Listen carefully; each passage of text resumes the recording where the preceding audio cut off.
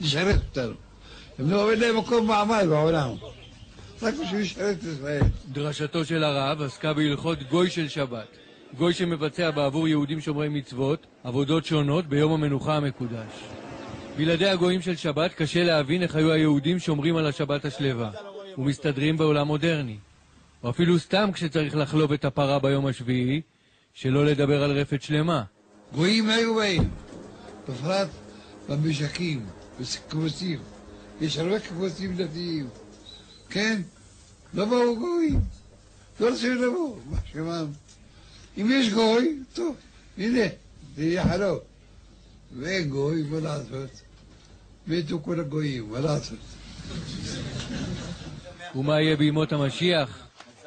לפחות על פי משנתו של הרב עובדיה, תשכחו מחזון שלום אוניברסלי.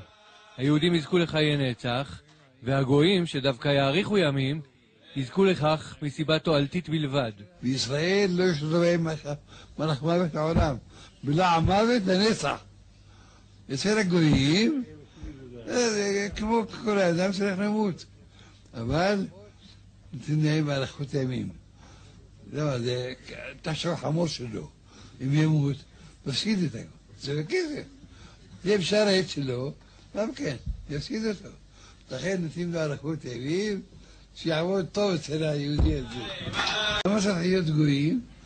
הם יעבדו, הם יחרשו, הם יזרעו, הם יקצרו. אנחנו נשב כפו פנדי ונאכל. כן, בשביל זה יהיו, דברו הגויים. בשביל זה.